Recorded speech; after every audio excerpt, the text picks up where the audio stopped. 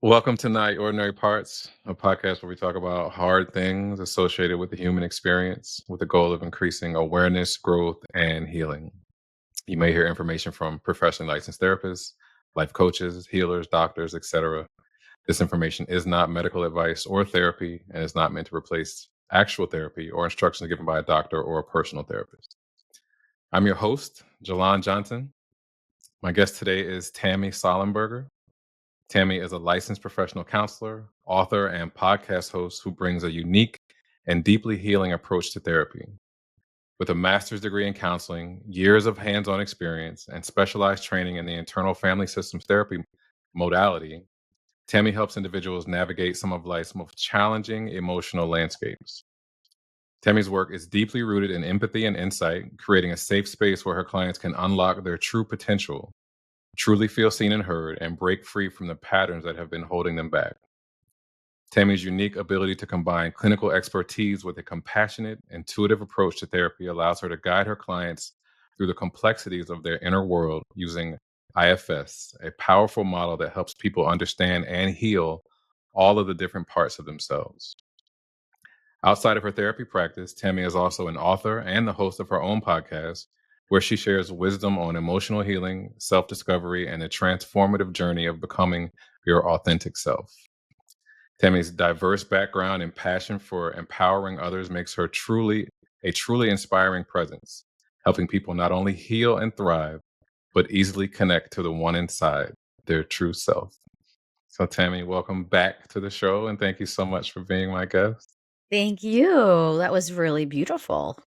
And true. So, and I did give a brief introduction, but so that the audience can get to know you a little bit better, would you mind telling us a little bit of background about yourself and how you got to who and where you are today?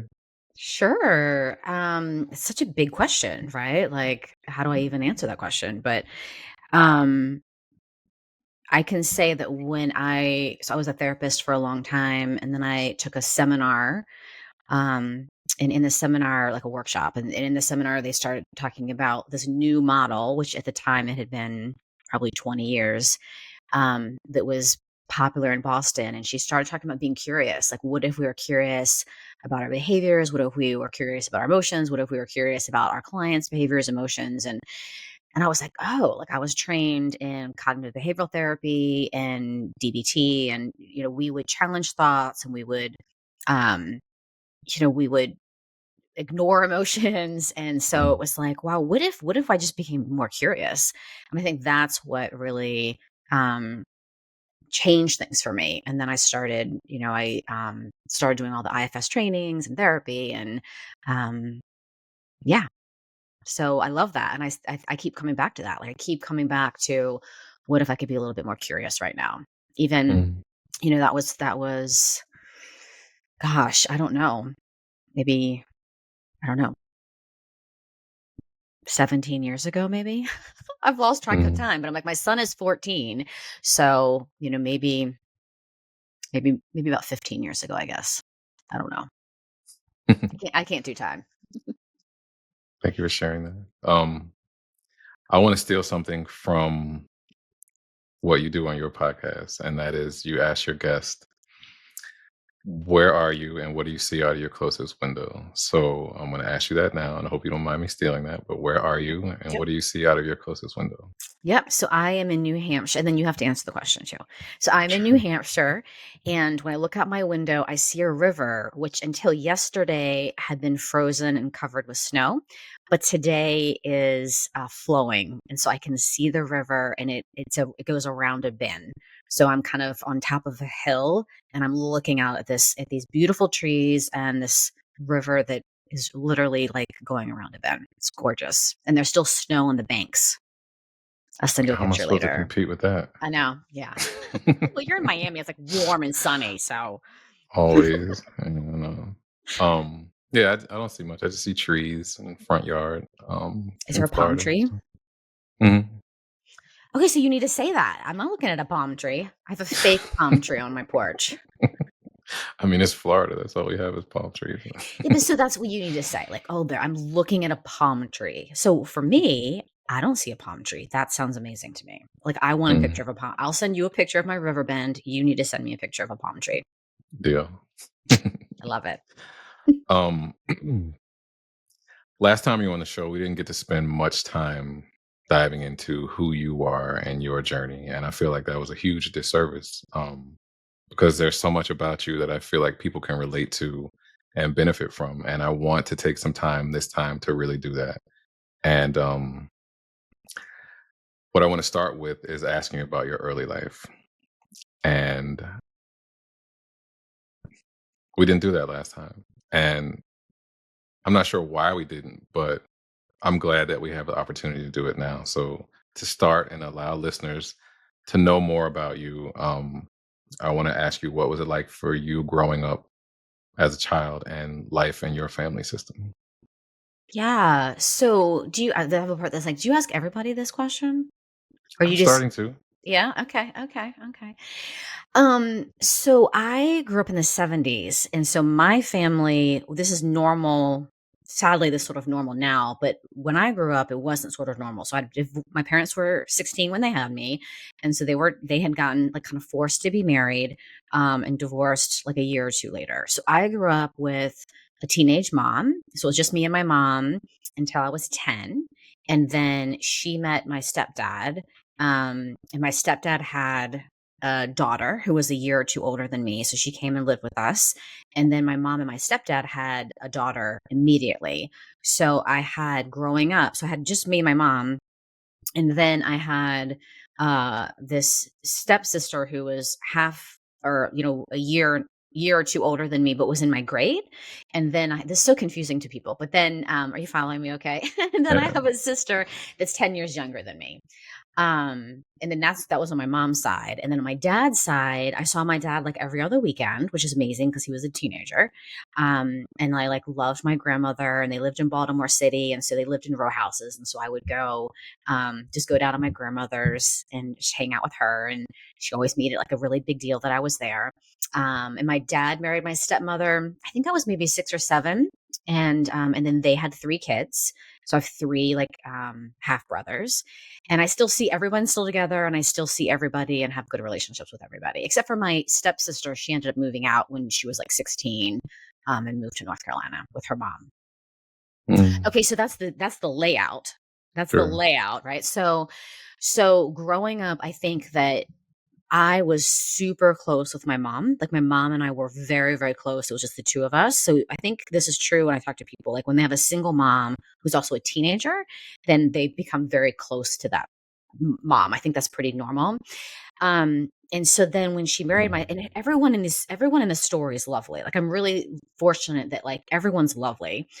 But even saying that, when she married my stepfather, there was this huge loss, right? So all of a sudden, we lived in this little, we call it the beach house. We lived in this little tiny house that was actually right next to a beach. Um, and we moved from there to like a bigger house with my stepfather, with this older kid, and then a baby. And my mom and him worked full time. Like my mom worked full time, and so for much of me, I feel like I lost my mom at that time. And I would not so it wasn't until IFS that I would have known that or been able to say that. It felt I mean, I felt it, but I think I just like was a pretty happy kid. And it wasn't. And then I became very, I was a teenage girl, so it was very moody and boy crazy. um, but I think really there was all this, like I lost my mom in so Mm. many ways. And so my first IFS workshop, I was like sobbing hysterically around this loss of my mom. I know. I know. Yeah. Was okay, so your parents were married super young, and in the 70s, I don't think mental health or emotional health was popular. Was there ever anything discussed about like mental health, or was it avoided like the plague, or did you guys have open conversations about feelings and emotions? No. I mean, I don't think we still do, right? Like my dad and Mm, I, My dad I'm in pretty close with everybody actually. My dad and I talk about food.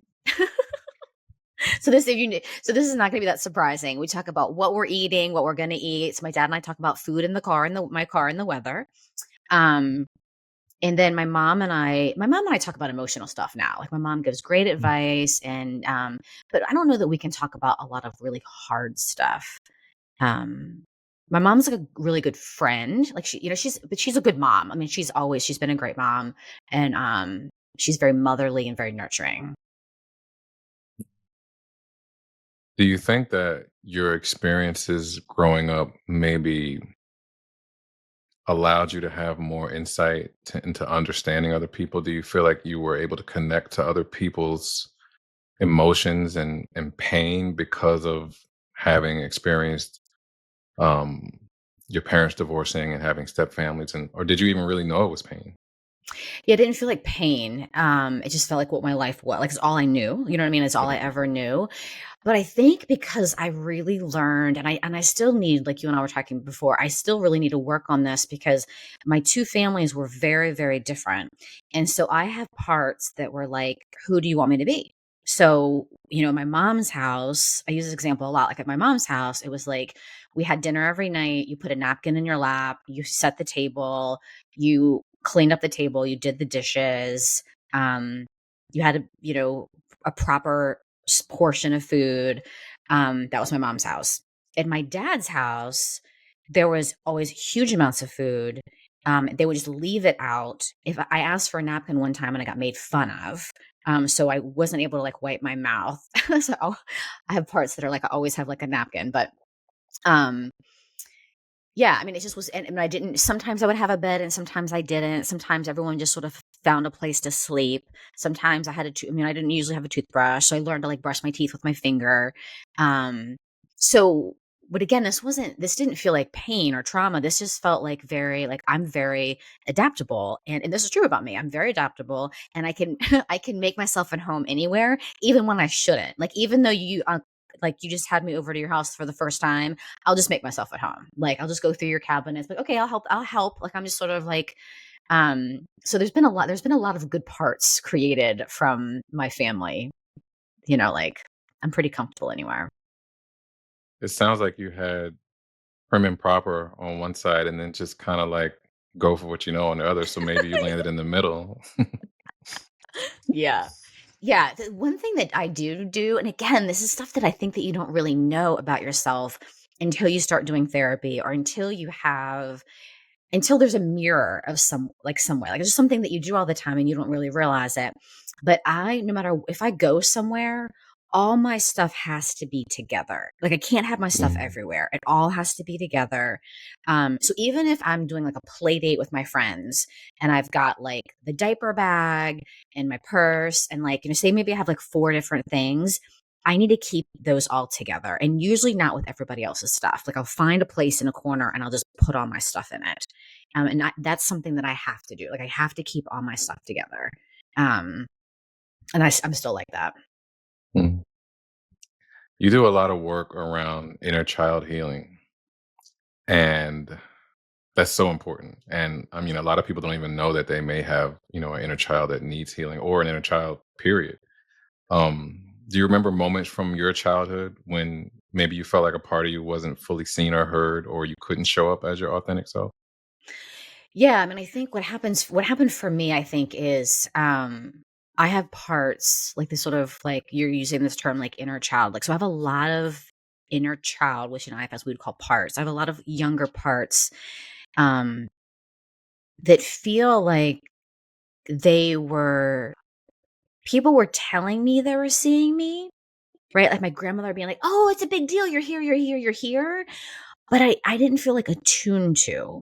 So there's all this like incongruent weirdness in my system where it's like you have 16-year-old parents and they're like, "Of course we want you." And Mm, you're like, "Do you though?" So I think that has been very, like, I didn't feel that. I felt like this special, oh, I'm so special as I go to my dad's every other weekend.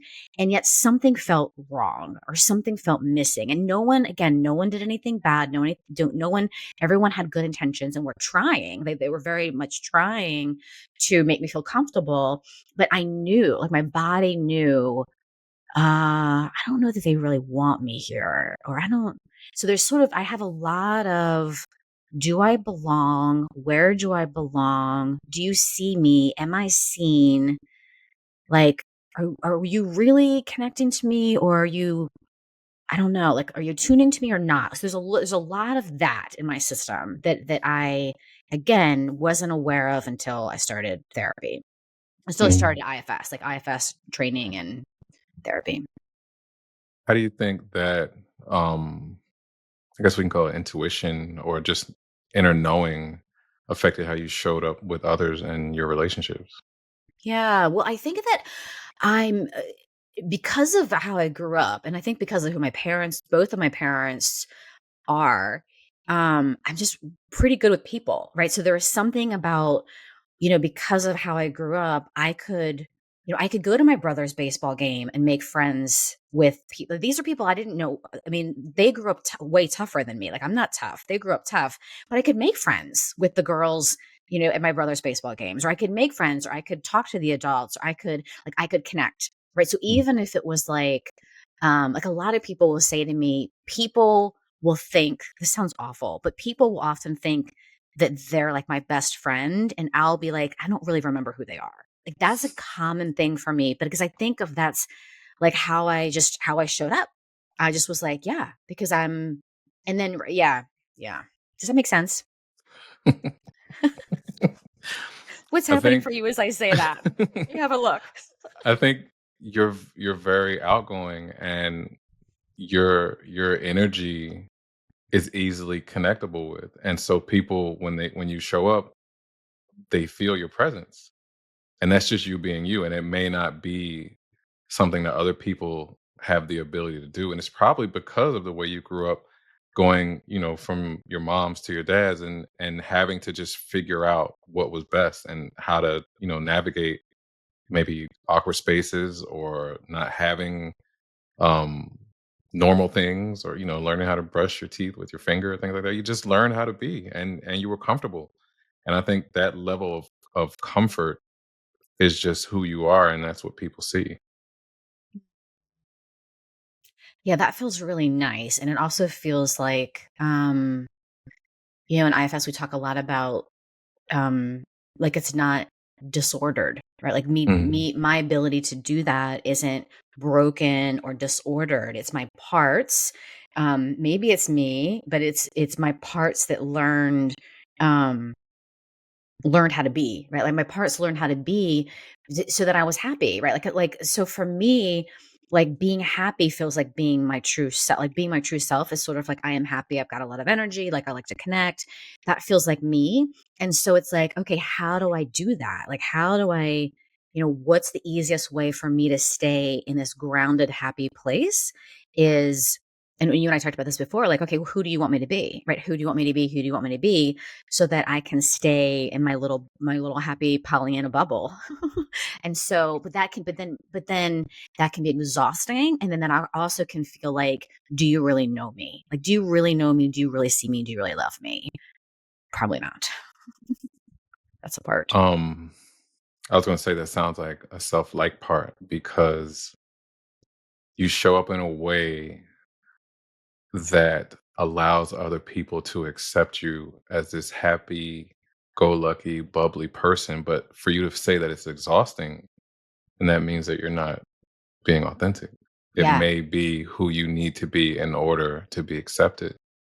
Yeah, yeah. I mean, I think it depends. It really depends on I think it depends on my energy, and I can kind of feel it in my body, whether it's sort of like a part that's trying or versus like me that's just sort of automatically connecting. And then that doesn't feel exhausting, right? If it's just me Mhm. just being me and automatically connecting, that actually feels like life-giving. Mm. Um, yeah, and I think I can feel the difference of that. Like, yeah, and I think it's also a safety thing. Like, I can notice, can I be safe with this person? Yeah. Um, Yeah. Safety is huge, for people who have experienced disconnection, or who have some sort of attachment injury. Yeah. Yeah, and I've been thinking about this a lot, about parts of us, safety is gonna trump anything else. So safety is gonna trump being happy, or safety is Mhm. gonna trump, living life to the fullest, or having a spiritual connection, or living in a sacred space. Sort of all these things that we want. Like, we want to live a certain type of life, but whatever that is, whatever how that ever resonates with people. But if we don't feel safe, like emotionally safe or relationally safe, like that, our parts are always going to make us feel safe. And sometimes then that's going to trump living the life that we want to live, because safety is always going to come first. Always. I'm glad you said that. And that leads perfectly into my next question. What's a Which memory earlier you from called a menu. So I want people to know that you didn't call them questions, you called them a menu. I'm glad you didn't look at my menu. I was like, menu? Is there a memory from your childhood that still makes you emotional, whether it's joy, pain, or something in between? And how do you think that memory affects how you show up today? Hmm.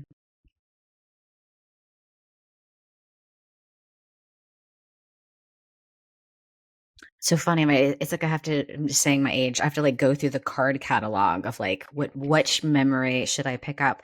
As soon as you ask that question, I don't know that I have this is what just exactly what just came up. So I'm just going to go with it. So Mhm. the image that I got was of I was in I probably was in kindergarten.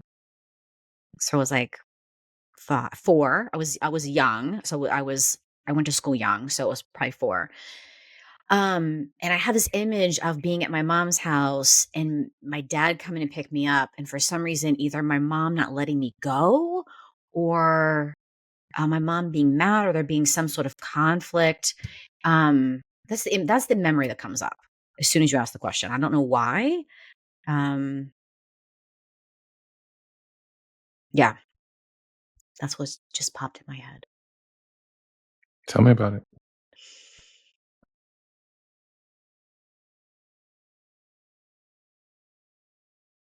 Yeah, as what I'm feeling into is this belonging, which is interesting because it's usually a lot of connection, or a lot of like, I don't exist. I have a lot of like, I don't exist burdens, like, or I shouldn't exist because my parents were young, and other stories that I won't get into. But there's a lot of like, I shouldn't exist. That feels like fact. So there's not a lot around belonging, but that's what the word that's coming up is, sort of, where do I belong? Like this feeling of, I don't think this actually happened, but I can see a part of me that's like, that's standing there and is not sure, like, do I go with my mom or my dad? And they would not have put me in that position. Like, they were good about that, but that's the feeling that I had. So my guess is there was some sort of experience that parts of me had that were like, who do I belong to in this moment? Right? Friday after school, my dad's coming to pick me up. Who do I belong to right now? Or where do I belong? Or do I belong anywhere? I don't feel like this is what it feels like. I don't feel like I fully belong here, and I don't feel like I fully belong here. Um, so that's what I'm feeling right now. This is what the part of me I'm actually feeling, what the part of me was feeling in that moment. And probably a lot of moments like that. Like, probably a lot of Friday pickup moments were probably like that. Okay, now, if you can connect with that part to answer this question, how did that feeling of, I guess, not belonging affect how you showed up later on in life, whether it was in relationships or just how you are? Yeah, that's a great question. Um I'm just gonna check inside and see how my system wants to respond to that. What I hear is, I hear like a spunky I hear like a spunky, teenage like an older teenage part that's like we make sure we belong, don't we? Like, we make sure we Mm. belong. Like, like, like, whether it's whatever, whether it's whatever community that I'm a part of, I make sure I belong. That's what it's saying. But the thing that's funny about that is I'm just the other thing that I'm hearing from another part. So there's a part that's like this sort of teenage part that's like, I make sure I belong. I work hard to belong, and I do belong, and it's sort of sassy. And then I hear another part that's like, yeah, but you have like your foot in the door of a lot of communities. I'm like a little bit in a lot of communities. I'm like, huh, I'm just noticing those two parts, which I think both are true, right? Like the communities, there's like, I make sure I belong. I'm just repeating myself here, but there's one part that's like, I make sure I belong. And this other part that's like, but you keep one foot, you have one foot in the door of a lot of communities. Well, that keeps me safe, right? So I don't fully go in. I just keep a little foot in. Yeah, that sounds right. It sounds like it allows you to be connected to a lot of people in a lot of places without having to do a lot of work to actually establish a foundation with that relationship.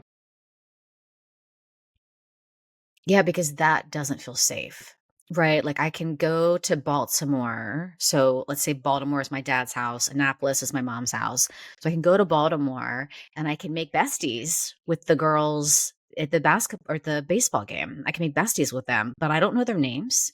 I don't know where they live.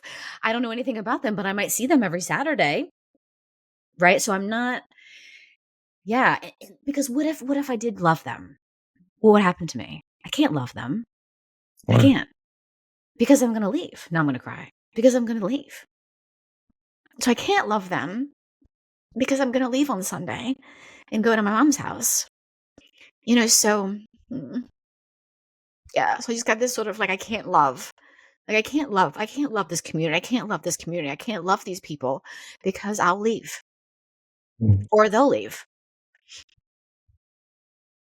Thank you for sharing that. Um, I understand what you're saying and how you're feeling.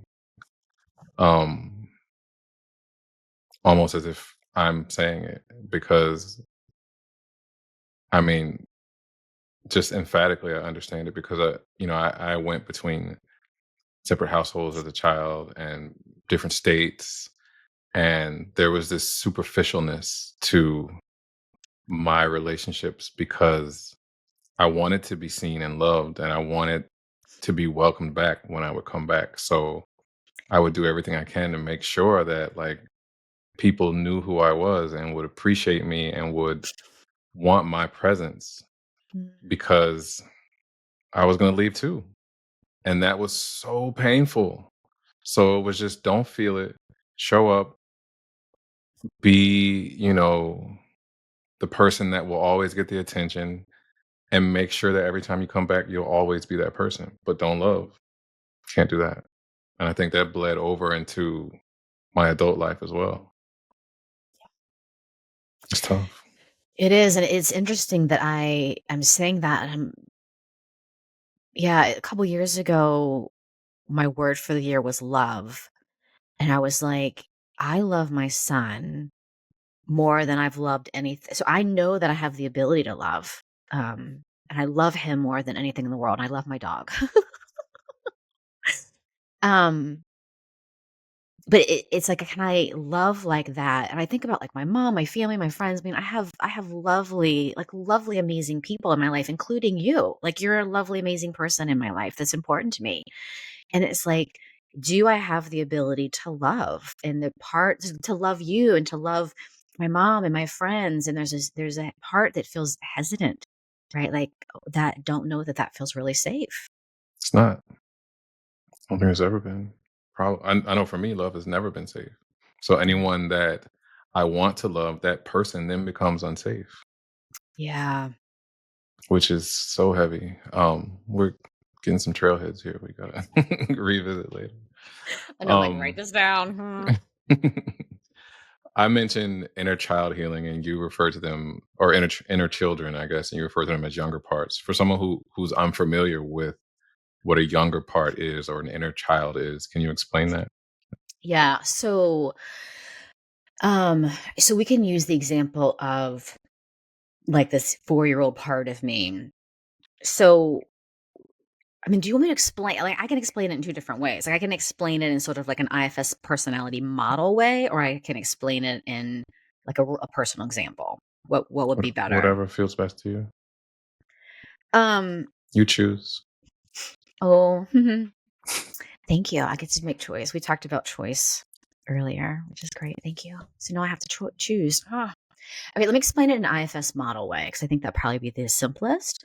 So at IFS, we think of your personality as multiple. We say we all have different parts. So there's a part of me that we talked about this earlier, right? A part of me that wanted to stay like snuggled up. It's kind of a cozy day here. Another part of me that's like, you need to do the laundry, you need to go do this, you do this. So I have these two parts of me, one that wants to relax and chill, and one that wants to like be busy. And so both of those parts, I'm explaining it and giving an example at the same time. So we have these parts of us, and this is natural for all of us. We talk in this language. We organically have these. We have parts of us, um, and then we have those parts of us. We have protector parts of us, parts that protect us. Either they're proactive protectors. They want to make sure that we stay organized and we stay timely and we belong and we connect and we love. And they work really hard to make sure that we are safe.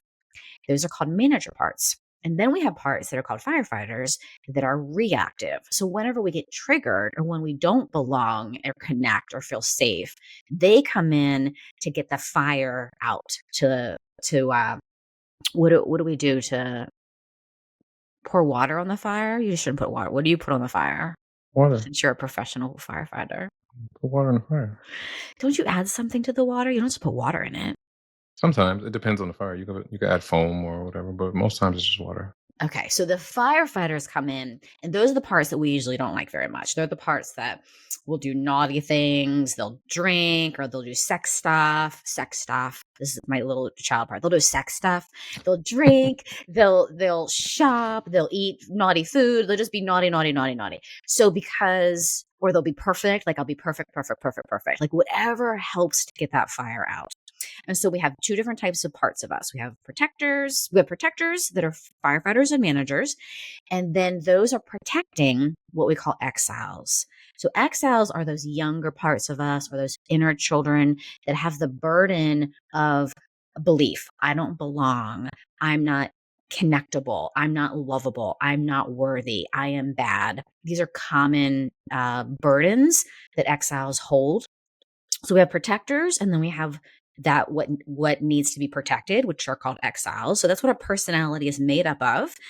And you can kind of know that and track that through your day. Like, so through your day, you can just start noticing parts of you that want to do a thing or feel a thing, and then just start tracking kind of what parts are here. And then in IFS, we have what we call the self, which is the essence of you, your authentic self. That is the part that's not a part. It's who you are. It's that what feels calm and connected and clear minded and courageous and what did I forget? I'm sure I forgot something. Compassionate. And so that's who you are. And so who we all are is this self, this capital S self. And so healing comes when I can separate or unblend myself from these protective parts. So I see the part of me that wants to make sure I'm a part of 10 different communities. I see that part that tries to belong. That part is trying as a manager, trying to make sure I belong, trying to make sure I belong. And then when I don't feel like I can belong, I go eat cookies. That's my firefighter part. When I feel unbelonging, I eat cookies. Both of those parts, so if you think about an upside down triangle, both of those parts at the top of the triangle are trying to help us at the bottom of the triangle, that part that says I don't belong. That's the exile. Does that answer the question? It does. It does. Um, what does your exile look like now? The belonging one? Mhm. Well, let me answer it this way. All right, this is super personal. So We have lots of exiles. So I have exiles that are around not belonging. I have exiles around not existing. So the not existing, like I shouldn't exist, those are ones I work with all the time because I can get a hit if I shouldn't exist all the time. Like that is a common hit I get. Um, and I'll feel it in my body and I won't really even know what it is, but it's really intense. I'm like, oh, this is my I shouldn't exist burden, right? Like it's parts work really hard to make sure that I don't ever feel that. Like my managers work really hard to make sure I don't feel that. My firefighters come in really hard when I feel this burden, this sweet part of me that feels like she shouldn't exist. So IFS is really weird. And so here's a way it's weird. If I so what I'll do, so I'm self, what I'll do is I can get to know the part of me that works hard to make sure I do exist, right? I make sure that I'm important and that you see me and that you love me and that you remember who I am or whatever. Like, so make sure that I exist in a big way. So that's my manager part, let's say. And so then, but if I can get to know my manager part and I can say, hey, buddy, what's going on? Tell me about yourself. And then can you introduce me to who you're protecting? And then I can get this idea, this image of this part that feels like she shouldn't exist. And so this part that feels like she shouldn't exist is, this is weird, is in like my mom's womb, right? My 16-year-old mom. So this part of me is like in my mom's womb. I shouldn't exist. I shouldn't be here, right? I shouldn't be here. I'm not wanted. That's another big burden, right? I'm not wanted. Of course, I'm not wanted. Poor parents are 16 years old. They're in 10th grade. 10th grade. Of course, I'm not wanted. So, so this one though is around not existing, right? So I'm alive. I'm in, like I'm sort of holding like a little fist. I'm in my mom's womb. I shouldn't be there, right? So then I'm saying so then I can separate from that a little bit and I could let that part know that I see her, that I'm aware of her. So there's me being there too. And I could hear the story about why she feels like she shouldn't exist so that I'm not feeling overwhelmed by I shouldn't exist. I'm actually just being with her. That's something that's really different about how we do trauma in IFS. I'm not overwhelmed. I'm not flooded. I'm being with this part of me, right? I'm being with the part of me that feels like she shouldn't exist. And so as I'm with that part that feels like she shouldn't exist, I hear her story, I witness her story, and then I can take her out of there. Like, where does she want to go? I can unburden her so that she's not there anymore. And so this is where it gets really weird. So I ask her, where do you want to go? And she wants to come in my womb. I'm like, okay, so you can come in my womb because my womb, I had a ton of infertility stuff. So you want to be somewhere where you're wanted? Mhm. You're really wanted because I had to do, medicine and give myself a shot. I had to give myself a shot to have a baby. So there's a lot of like, you want to be wanted. Here's a place that's safe. So she hangs out in my womb, right? And so sometimes, I know that sounds so weird, but sometimes I literally will put my hand on my stomach. Like when I'm feeling that like I shouldn't exist, I'll just put my hand on my stomach. I'm like, hey, you're right here. I'm right here with you, right? I'll say to this part, I'll say, like, I put my hand on my stomach. I'll say this part, I'm right here with you. I want you feel my love, feel how much this is a womb that is warm and full of love and want. And like this is a safe, comfortable place for you to be. What part of you feels like that's weird? I think I have a part that says IFS can be really weird. And I wanna uh and I think that's weird. I think it's weird, right? It's one thing to talk about parts that are like, or here's my perfect part that wants me to be perfect, and here's my part that eats cookies. It's weird to be like, I have a part that was in my mom's belly and now is in my belly. I think that's weird. And I think it's okay to say it's weird. You know it's weird. Okay, so if your mom was 16, of course, she probably was overwhelmed. And those feelings of overwhelm had nothing to do with you. And so that part that may have gotten the message even as far back as in her womb to be able to go to your womb when she's activated and feel all that love and want and warmth. I don't know that there's a safer place she could go. There's nothing weird about that.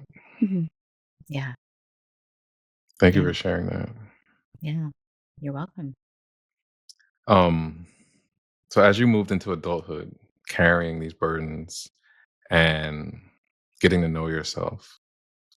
I think love and emotions is just a huge part of being human. And I don't think that being a therapist shields you from that in any way. I mean, you may have tools on, to know what to do or how to do it, but you still are human. Um, what did romance look like for you growing up? Um, well, I don't know if I said this in the podcast or before you and I before we hit record, but I was a little boy crazy, right? So I was a little boy crazy starting from like middle school on and just always wanted the attention of a boy. And then and I think early on I never chose like I didn't choose. It was sort of like if a boy was interested in me, I was like, okay. Like it just was yeah, so interesting. Yeah, interesting to look back and think about that, but it's sort of like, You wanted to be yeah, wanted? yeah, exactly, exactly, and here's someone who's gonna easily want me. I was like, "Okay, sure, yeah, that's fine." Um, yeah, so I wanted to be wanted, and then I met my husband when I was a senior in high school. We went to the same high school, and, yeah, and so then we ended up getting married really young. I got married when I was 21, about to be 22. I don't think romance had much to do with it. It just was more like we have been together for a long time and um lots of different factors, and so it was sort of like felt like the right thing to do at the time. It's coming up for you right now.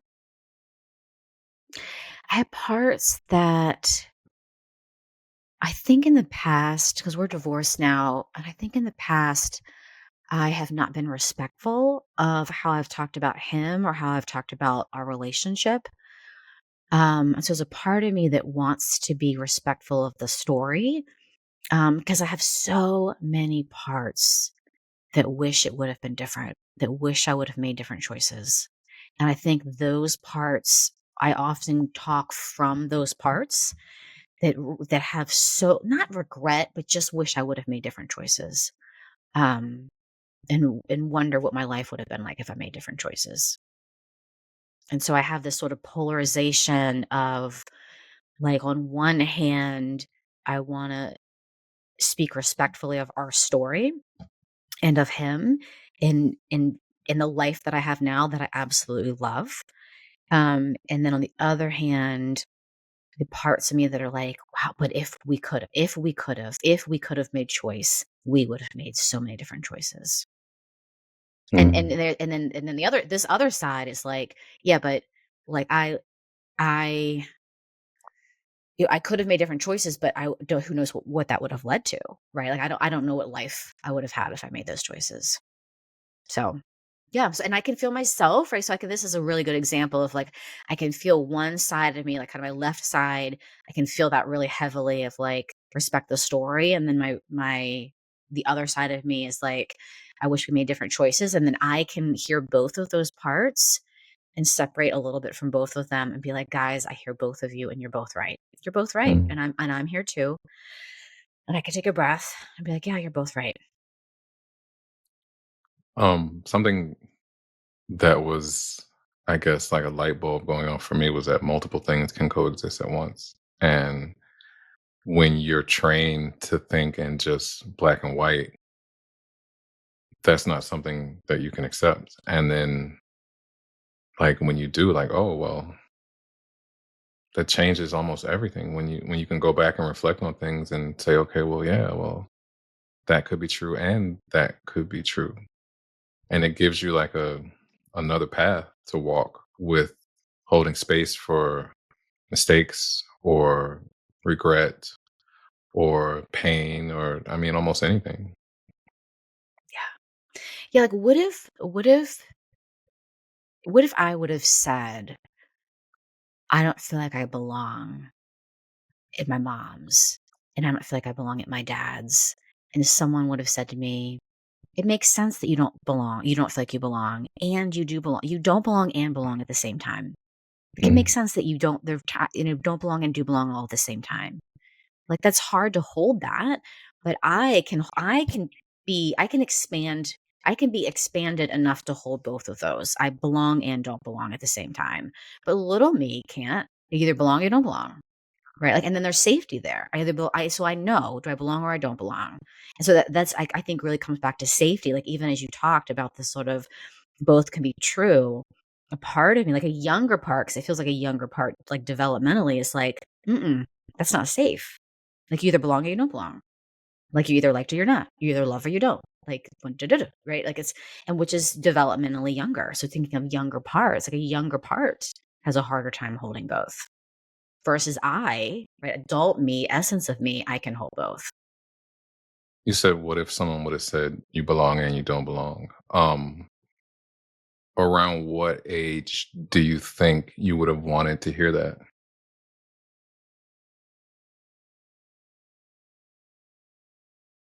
Probably okay, as you say that, the first thing that I come up that comes to mind is I would have needed to hear it over and over and over and over and over again. Because again, developmentally, what it felt like to not belong when I was 4, 5, 7, 9 felt very different than when I was 10, 12, 15, 16. 19, 20 now, right? Even now, like when I go home and I see everybody. Um, yeah, I would have needed to hear it all the time. What if someone was to say it right now?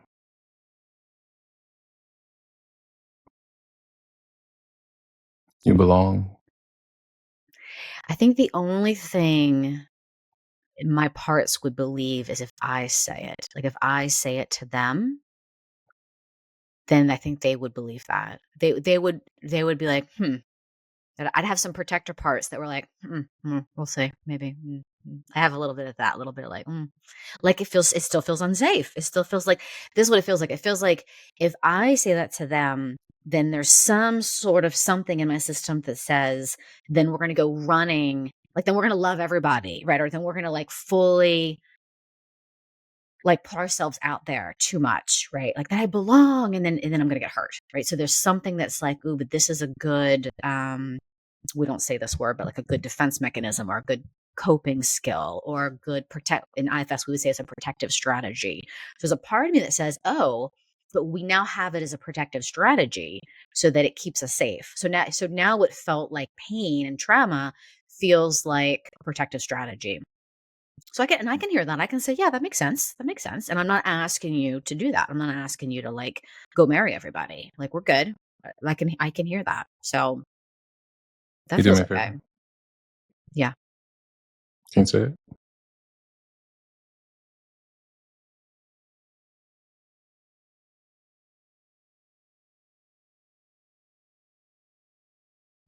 I have a part that's like I have a part that's like, well, in what context? Like where? Mm, Like it in this podcast space with you? Yeah, right. Right now in this context with you, my buddy, my friend, in podcast land at my house that I love.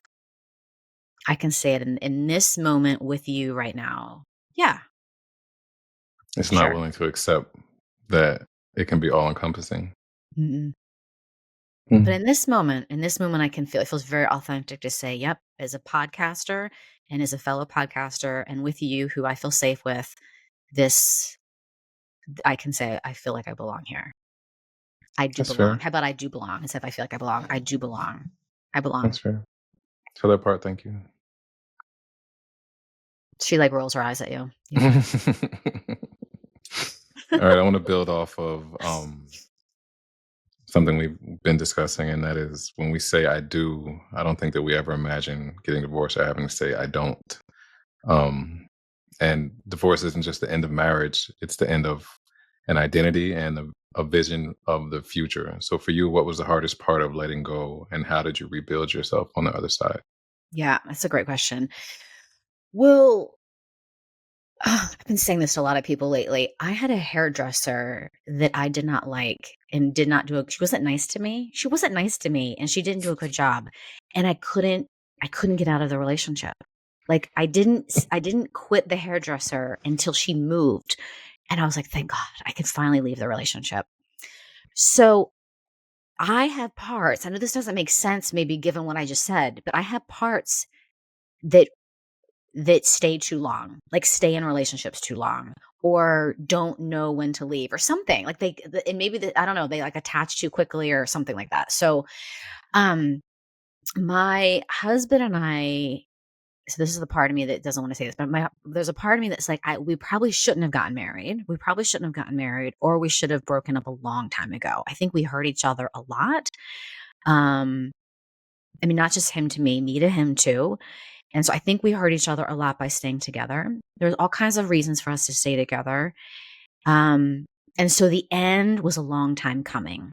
And we talked about it a long time. We were very kind to each other and we agreed. So it was a long time coming. And so when he finally moved out, um, there was so much relief because, it was relief and like surreal. It was like the thing probably from when we started dating when I was 17. I was like, this finally happened. Like it should have happened. Feels terrible to say that. Like it should have happened at 17 and a half is when it should have Mm. happened. Um, and it finally happened. And so there are parts of me that were excited and felt free. There's a lot of free. I feel free. That was the main feeling of feeling free.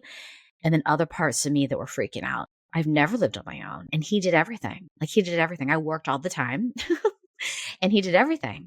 And then of course my son was 10, so there's all this freedom sort of from the adult relationship.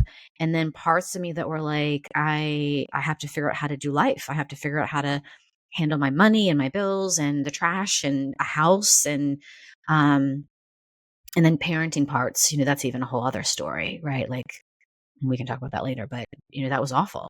If I Yeah, I mean, it took me forever to have him and I'm obsessed with him. He's the only one I could have. And we can talk about fertility another time, but um yeah, so there are a lot of parts going a little bit nuts during that time. Mm. And how did I rebuild my life? So you want to ask a question before I answer how I Mm-mm. rebuilt Go my ahead. life? Go ahead. Well, it's taken a long time. So it's been 3, 4 years, 5 years, almost 5 years actually. Yeah, it was during COVID, right? I mean, that's kind of what happens during COVID. But so we kind of knew during COVID. So it's almost been 5 years ish, I guess. Um, and so I think that I had a really great community around me, and so I had to learn to ask for help. I remember one time trying to get the nozzle off my hose. I could not get it off, and I sat in my driveway sobbing hysterically because I couldn't get and like, who's going to help me?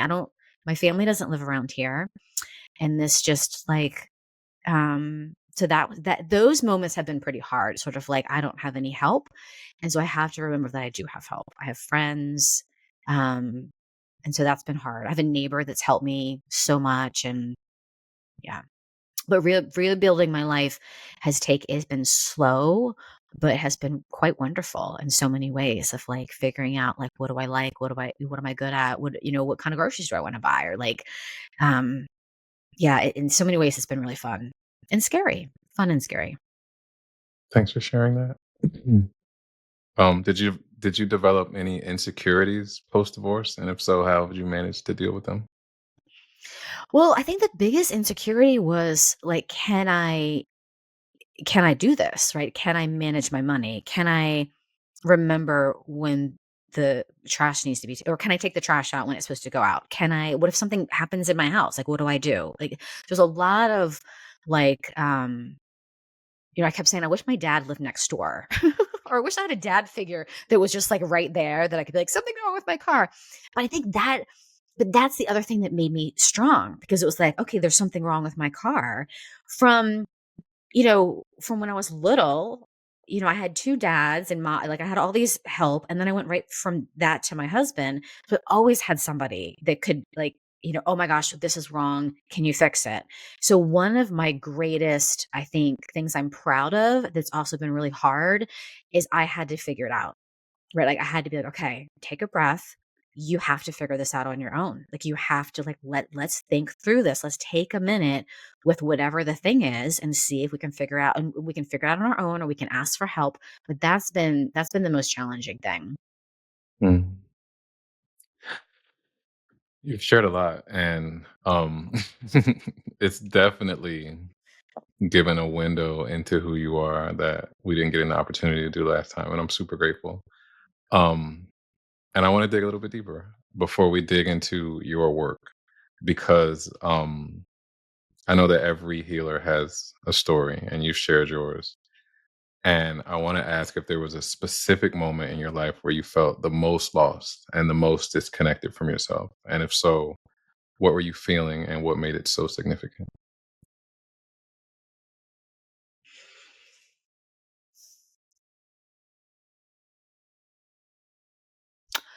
Okay, I don't ever talk about this, so I'll Mm, go ahead and talk about it.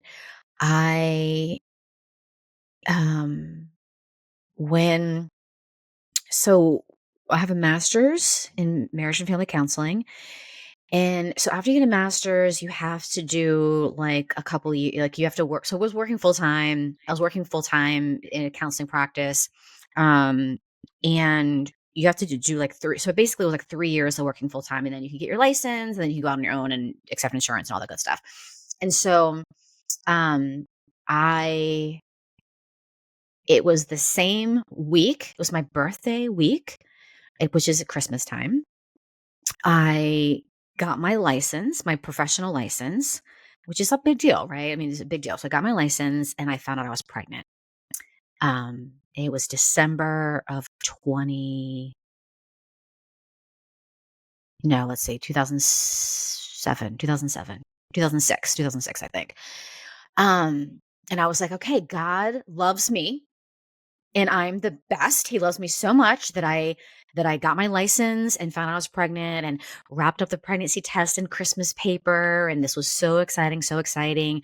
And one of my best friends was pregnant, my cousin was pregnant, and my sister-in-law was pregnant all at the same time. God loves me so much. Well, 6 weeks later, I have a miscarriage. And I don't even know. Like it's like a fork in the road, right? It's sort of like I have this God that loves me and protects me, and I have this life, and I get what I want, and life is good and happy, and right, I'm a white middle class girl, and everyone smiles at me, and I smile back, and I live a happy life. And all of a sudden, that's not no, because not only did I lose this baby that I saw the picture of and I saw the heartbeat of, and then had to go through a miscarriage. I had to then see my friend continue being pregnant and have a baby, and my sister-in-law continue being pregnant and have a baby, and my cousin. Um, and all those babies are still around, right? I still in September when my niece, it's my husband's sister, who's lovely. And when she has a birthday, I'm like, I'm glad because I'm like, I smile and I kind of have this like kind of remembrance of like that it feels good to kind of remember because it wasn't the right time. Like now, I mean, it's a long time ago. I've grown a lot and I've learned a lot, and my relationship with God I feel completely different now. Um, my relationship with spirituality is very different now. My relationship with my body is different now. I mean, I mean, a lot of changed after that. Um, and then yeah, and so the story is I had that miscarriage and then I got pregnant again, like 6 months, 9 months later, I had another miscarriage. And then, had to go through infertility, treatment. And then had my son, I got my one, um, which was amazing. And then tried to have another one in like six rounds of insemination and 3 rounds of IVF. And it was like, it's a no. It's a no. And so, I mean, it was a really hard. So that was 2006 when I got pregnant for the first time, and then my son was 2011, and then I think we tried again, maybe 2000, I don't know, 14. So I mean, that's a long time to be going through that. Um, it was really painful. Would you say that your journey with um, childbirth or pregnancies was maybe like a rock bottom moment for you? Yeah, because, and again, I mean, no disrespect, but when I got divorced, when people are like, "This is the worst thing you've ever gone through," I'm like, "It's not. It's not. Getting divorced is not the worst thing I've ever gone through. Like, that's not the worst thing I've ever gone through." Like, sitting in a doctor I just wrote about this actually, like, sitting in a doctor's office, going through infertility treatment, surrounded by pregnant women. Why do Mm. they do that? What is happening with the world? So, that's, failed pregnancy tests, um, and then having to see clients, right? I've gotten, sorry, I know you're a boy, but I've gotten my period going through fertility treatment, in between clients, gone to the bathroom, got my period, and had to keep seeing clients. Like, yeah. So getting divorced isn't the worst thing I've gone through.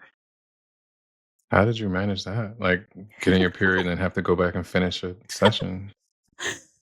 I think therapists just have we're just amazing compartmentalizers, right? I'm an Mm, amazing compartmentalizer. I think partly because of how I grew up, right? Like, mm, I partly how I grew up, and I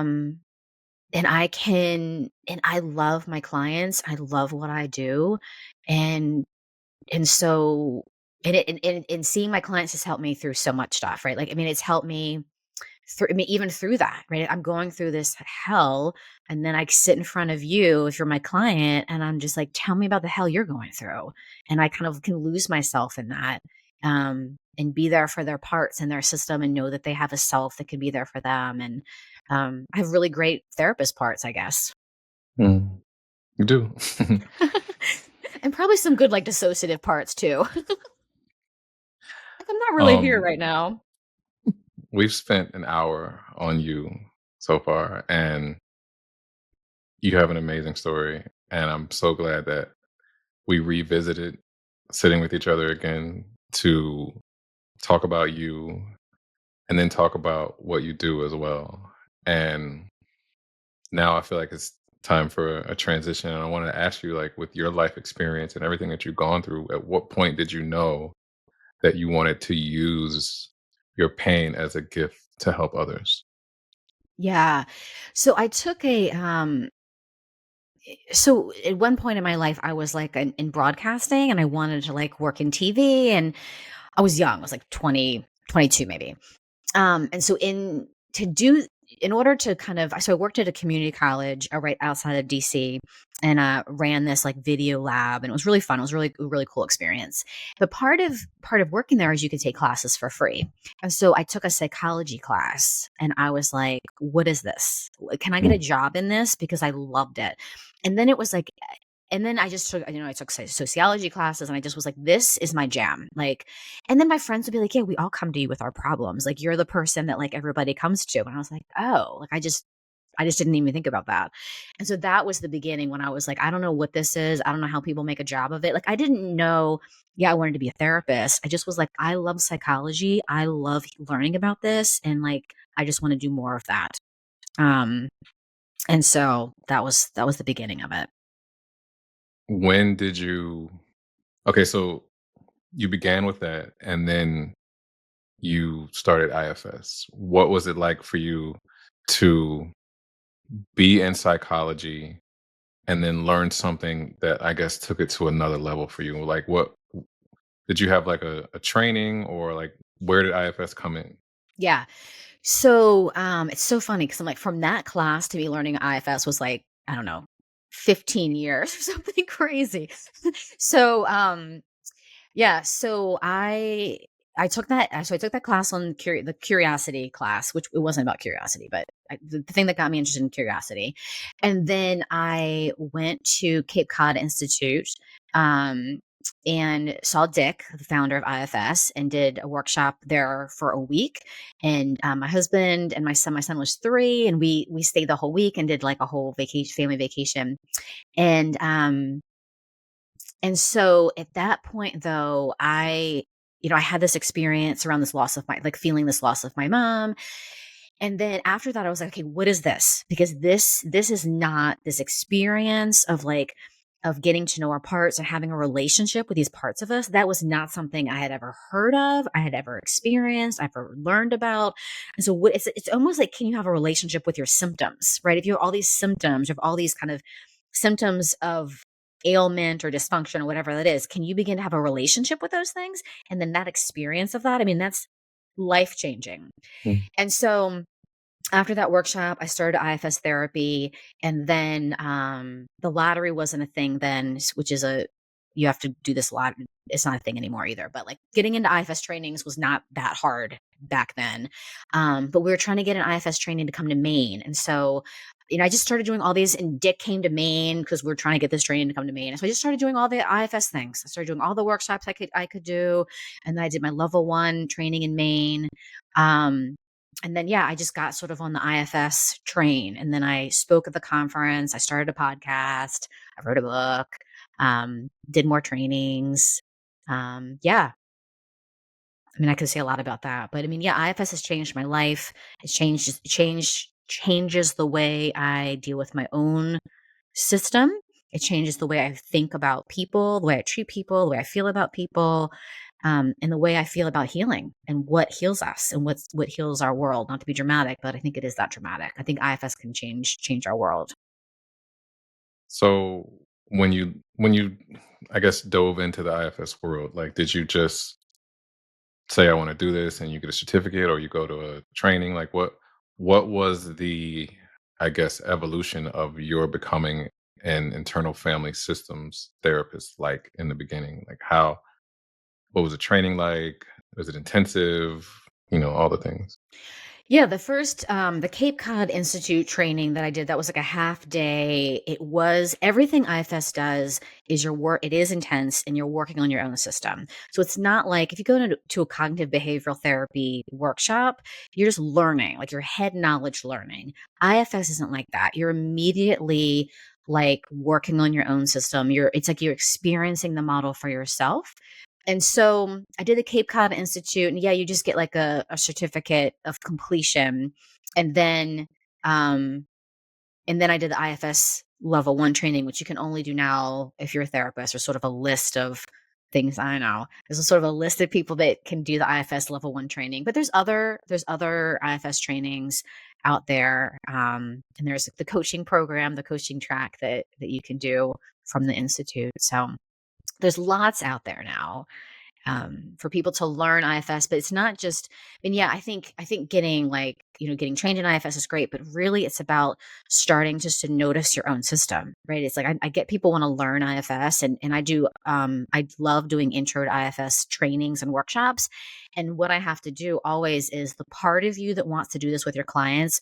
We're going to get that part to wait outside for a second because we're gonna do this to you. Like we're gonna get you to get to know your system and get you to have an experience. And then I can teach you how to do it with your clients.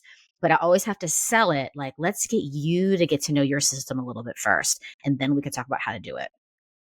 You've mentioned system a couple of times, right? Yeah. And people who I guess aren't familiar with IFS may not know what a system is, but then like all our lives we've been saying, "Oh man, I just needed to get that out of my system." Oh, yeah. Is that That's similar? funny. So I love that. I need to get that out of my system. I always think about it like a family. Because we think about, think about family systems. A family system is a dance, right? Mom, dad, kid, dog, right? Grandparents, cousins, aunts. We all interact with each other. We all have a dance. So the idea of a family system is the family dance, right? Like part of your family dance was you wanted to make sure that you were helpful and you were sweet, and you were cute, and that everyone was going to love you, and then they all reacted to that. So there's a family dance, and that's a system. We work in a system, right? However, our boss acts, you act, the people below you act, your peers act. There's a dance, and we call that a system. There's a system. And so what we say and what Dick talks about is that he took that family system, that external family system, and started noticing how that happens inside of us, internally. That internally we have a family dance too. We have a system of parts, right? The part of me that says, don't try to belong, it's too scary. And the other part of me that's like belonging is the only way of safety. Like they have a dance, like our parts have a dance too. So this is the idea of system of it's not just our parts interact with each other. So that's the idea of a inner system. You broke down what the parts were earlier on managers and firefighters and exiles and things of that nature. Um, Managers and firefighters, I believe, can be the ones that we can become blended with. I'm sure you can blend with any part, but how can you notice when you're blended with a part, and why is it so important to learn how to unblend in IFS work? Yeah, that's a great question. So we call blended means I am the part. So if I am the part, it's blended with me. I am the part. So if I am the part that wants to eat the cookies because they're upset, I'm going to be eating the cookies, right? I'm going to be like hyper focused, go give me the cookies. Doesn't matter if the other part of me is like, wait, wait, wait, wait, wait, that's going to make us feel bad and give us a tummy ache. Doesn't matter, right? I'm blended. I am the part of me. If I am the part of me that believes I don't belong, then I feel that. My body feels that way. My heart feels that way. My thinking feels that way. I am the part. So blended means you are the part. And so the idea around unblending is, can I self be with the part? Can I get some space from the part? So I did this earlier when I was like, can I get some space from the part of me that's like, I don't know how to talk about my ex-husband in a respectful way, right? I was blended with that part. I was blended with a part of me that's like, can you talk about this respectfully? So I got some space from that. So I can have some space. There's me, and I can imagine sort of holding out in my hand the part of me that's like, can you talk about him respectfully and our story respectfully? Yeah, so as soon as I got from space from that one, I'm here, that one's there. Then I heard another one that's like, but we wish we would have done a million things differently. Ah, okay. So I could be blended with that one, or I could get some space from that one too, right? So it's me and these two different parts and all the space between us. And that's unblending, which is the hardest thing to do in IFS. It's the first thing that we do, and it's the hardest thing that we do. It's not just I'm not just parts. I am here too, is what I say all the time. I am here too, right? I'm noticing this part, noticing this part. I'm getting some space, and I am here too. Thank you for your explanation. And another big component of IFS is that there are no bad parts, which can be very difficult to, I guess, wrap your system around when parts may um blend with us or get activated, and the behavior that happens as a result of that isn't something that is positive. It may be destructive or unhelpful. Can you explain the concept of seeing parts of ourselves that we may see as bad or broken without putting a negative light on them? Yeah, I love that question. Well, so our parts can do bad things, right? Our parts can do bad things. So, and they can feel and believe things that aren't true or are bad if we're going to put a judgment on it. But the idea is, if I get to know the part of me that goes to the liquor store and buys a fifth of vodka. Do you buy a fifth of vodka? I don't know. Like, so, but you buy a fifth of like a handle, a buy handle. I always wanted to say that, a buy handle. Okay. So say, and you know that you shouldn't do that, right? Like that. I mean, you can buy a handle if you want, do that. But if you keep drinking and your family's like, you need to stop drinking or we're going to leave you, right? We're going to leave you. We're going to kick you out of the house if you keep drinking. And you have a part that then buys a handle. I don't know why I think that's cool to say, but I'm going to keep saying it. So that's a problem, right? So you have a Mm. big problem. Your family's going to leave you if you keep drinking and you just went to the liquor store. Is that bad? Yes, that's bad. You shouldn't do that. Should you not do that? No, you shouldn't do that. But if you, Mr. Go Buy a Handle guy, I'm making this a guy too, like a guy is going to ruin his family of getting a handle. So, but if you got to know the part of you that was doing that, you would find out their story. And that part's story is trying to protect you. It doesn't actually care about your family. This is when Derek Scott told me this a long time ago, who's the founder of IFSCA. Your parts care about you. They do not care about your wife, your children, your job. So if you're I'm not worthy, I am bad, I'm unlovable, if that gets triggered, your firefighter who wants to drink to take care of that is going to go drink to take care of that. because that's what that's what it needs to do. So if you got to know that part of you that just did that and now you're going to destroy your family, you'd find out that, oh, there's something in me was feeling unlovable. I'm feeling like I'm a horrible, bad person and I might as well be dead because I am unlovable. That's who I am at my core. So if I'm feeling that fire of unlovability, and what my system is used to is when I feel that, I go for the drink. I reach for the drink. So that's what my system does. That's what that part, it's like, I know how to help. Right? It's like parts raise their hands. Like, I know how to help. Like my sweet little cookie eater parts. They're like, oh, we've been doing this our whole lives. I know how to help. You don't feel like you belong. I don't know how to help. I mean, I know how to help, right? So that's what our parts are doing. They're raising their little hands. They're like, I know how to help. Let's go get let's go do whatever we have to do to calm that exhale down. And that's what I mean by firefighters, right? Firefighters are going to do whatever they have to do to protect you.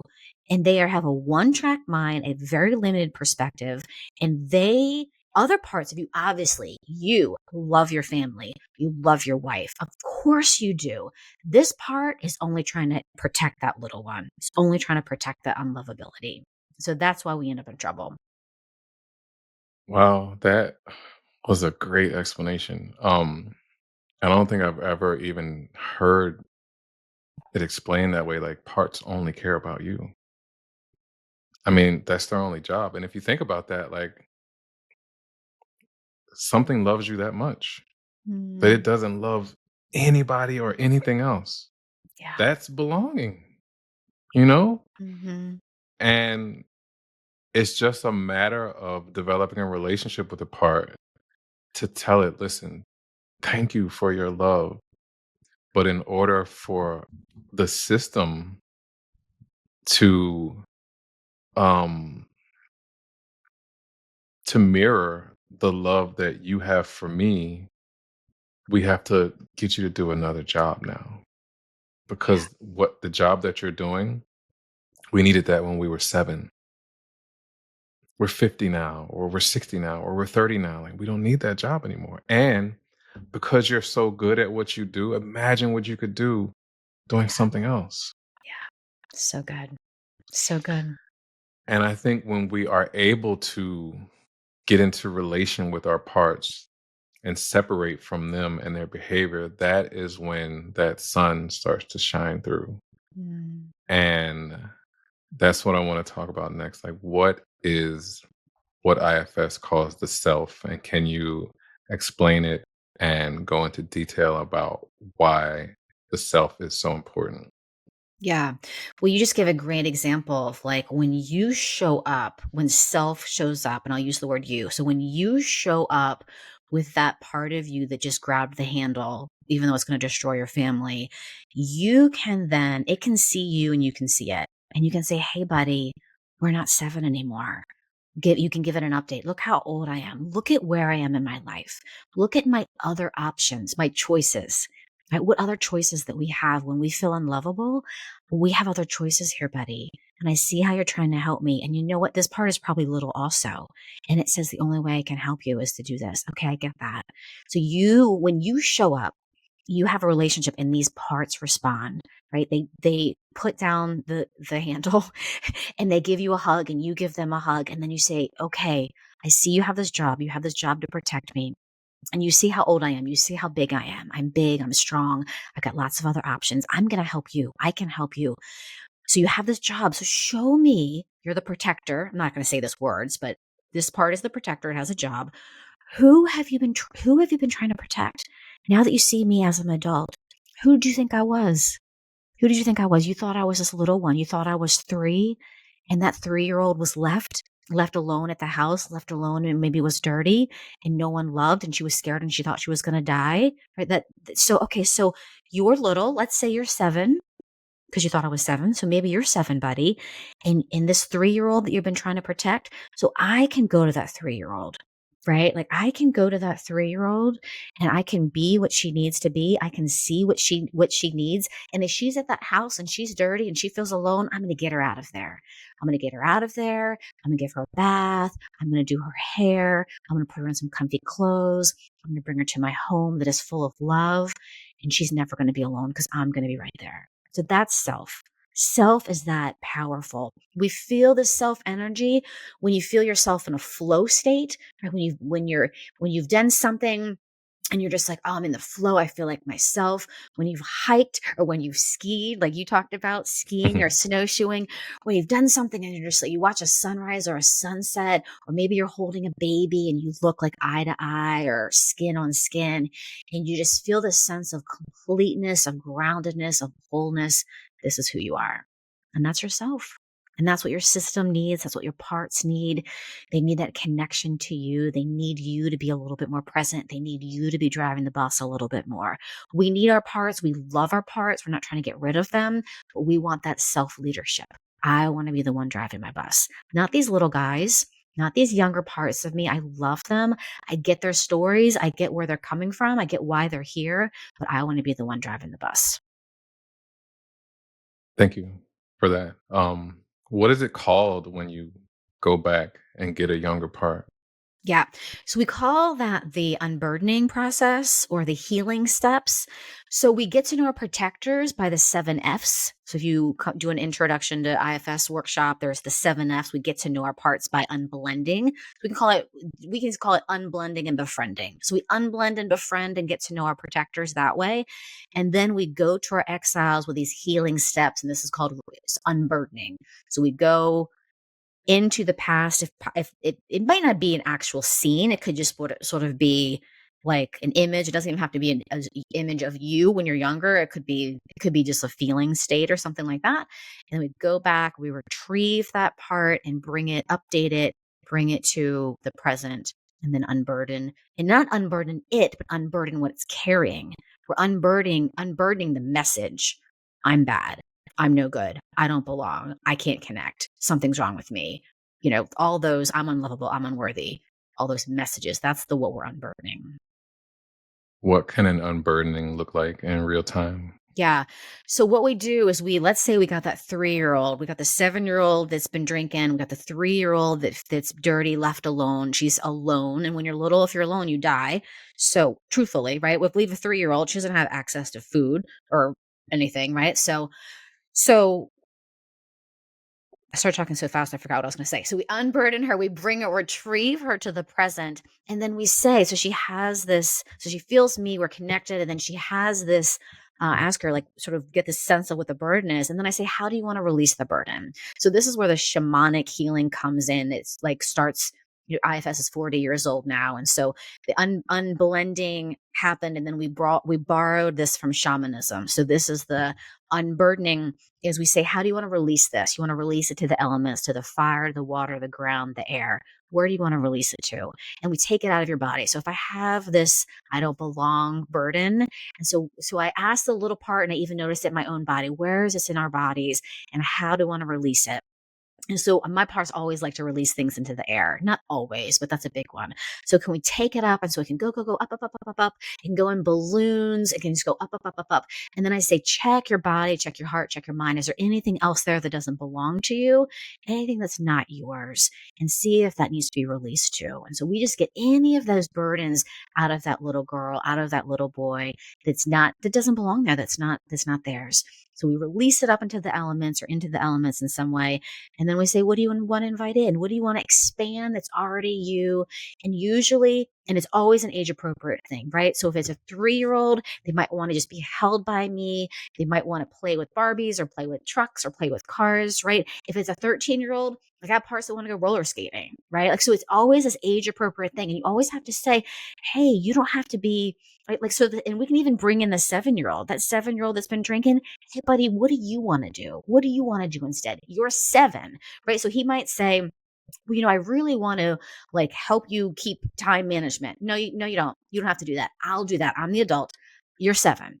Right. So let's remind you how old you are. You're 7, sweetheart. So what do you want to do? If you're allowed to be 7, what would you like to do? I'm in charge now. I'm driving the bus.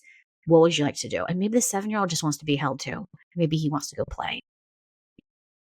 Hmm. What is it about IFS that's different from other modalities that allows for such a deep healing? If you could sum it up in just a few words. I think it's that unblending from parts. So we unblend, we hear their story. So then as soon as we unblend and their self is there, the self is that like spiritual. When self is there, there's a spiritual aspect, I think, to this therapy that's different than other therapies. So that I'm there and then I'm witnessing parts, I'm witnessing that feels different too. And then that leads us down into these really deeper places. And I think it's almost a spiritual aspect of self that makes the difference. Mm, I see. Um, Thank you for the wonderful explanation of IFS. Thank you for the personal experiences that you shared as well. You've gone a little bit further than just talking about IFS, and that's you've written about it and you've become an author. Um, and I think to become an author, it's a journey that takes some introspection. And I want to ask, what was it like for you to step into that role of author, especially having after having spent so much time helping others with their inner worlds? What was it like for you to have to step into your inner world and become vulnerable in a way that maybe may have felt different? Well, I don't know that it really did feel a ton different because I think that I had the podcast and I think I was starting to I do a lot of journaling, and so I think I was starting to write just out these ideas. And so my book is 30 days. It's a very intro to IFS. It's 30-day walk, like a personal journey through your own system, sort of getting to know your own parts. And so it teaches IFS but does it really simply. It's like really basic, really simple. And so I just was like thinking like how would I you're the one that called it IFS for dummies, right? Like years ago, years ago. It's like, yeah, it's you. You were the one that was like it's IFS for dummies. And so I think that's so yeah, I mean, and I think just like with my podcast, I don't really think about the listeners. I don't really think about the readers because I think that's too overwhelming.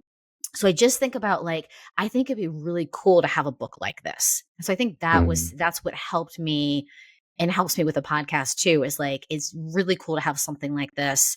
And then, if I think it's cool, I think other people might think it's cool too. Do you think looking at it that way, you are still giving to the younger parts of you that may not have had something like that when they needed it? Yeah, I love that. I love that. Yeah, I think that there are parts of me that really don't let me feel the impact of any of that, like the book, the podcast. I have to often I was telling somebody the other day, like, I was at a training and I was, like, picking up the trash. Like, I just there's parts of me that still don't don't see myself that way, and so yeah, I think that it sometimes takes a minute to be like, "Okay, wait a minute. This" it's kinda it does a lot I need to do a lot of updating to my Mm. parts to be like, "This is" not in a prideful way at all. It's more like, "Let's just this is who we are in this world, right? This is who we are now." And yeah, we can pick up the trash too, but, we don't need to pick up the trash. I think that those parts keep you humble, but they may also be still trying to protect you from vulnerability in a way that may feel like somebody will leave if you get to a certain point. Um, so nothing bad about it. There's nothing wrong with picking up the trash, but also you're a freaking author. I like helping, right? I like picking up the trash, but yeah. Well, the when that becomes a problem is when I was on a meeting and I think the people saw me at this meeting as I was like the professional, and I showed up like, "Oh my gosh, I just ate all this like cookie dough and blah blah blah," blah. And I was like, "Wait a minute, that's not who I'm supposed to be in this meeting." I was supposed to be like the professional. And I was like, "Oh shoot." No, but I think that can maybe diffuse a lot of people and give some relatability, because if you talk about eating cookie dough and then you get up there and blow the top off explaining IFS, you could still be reaching some people that maybe wouldn't have if someone would have showed up, all prim and Yeah. proper and Yeah, whatnot. that's not gonna So, be and cookie dough is really good. So all right, I got a question for you. With all the work that you're doing to help others, what is it that you want people to know the most? oh, like about me or about IFS or You choose. what I want people to know the most is that have a self. That's who they are. And what I'm saying, what I did today, what we talked about today is not because I'm great or that there's something special about me. It's like anybody can do this work. Anybody can begin to have this kind of relationship with their parts, and they can go back just like we talked about today and find their burdens, find their core beliefs, have a relationship with the parts of them that they might not like, that cause them problems, that we all want to lead and live a certain type of life, and we don't because of parts of us. And so if we got to know the parts of us that are keeping us from living the lives that we want and find their stories and find out what's going on, we could all live differently. So that's what I want everybody to know, that this work is accessible. You don't have therapy is great. Yes, go to therapy. But you don't have to. Grab my book, listen to the podcast. Like there's ways to begin to do this work on yourself that everybody can do. If you could describe healing in 3 words, what 3 words would you choose?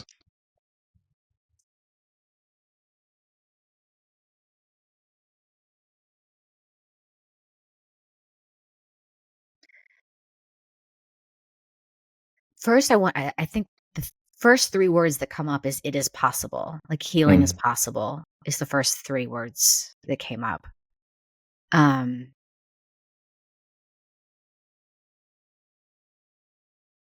and then I just think about the word space. Like, if I can get some space for my parts and my parts can get some space for me, and they can see me and I can see them, then this attachment healing begins to happen when we unblend. When we get some space, this is more than 3 words. When we get some space, attachment healing can begin, and I can see and hear and understand them in a way that they always needed someone to hear, see, and understand them. Maybe they can all be invited to your womb. I don't know, that might be crowded. If there's one thing that you wanna be known for that would define your legacy, what would you Mm. want that to be? Mm,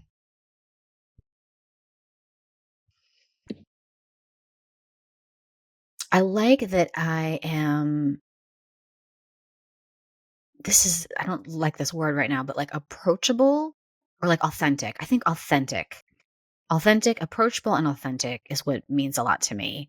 Um, yeah, someone the other day was like, "Oh, I saw you at a conference and I wanted to come up and I was like fangirling." I was like, "What?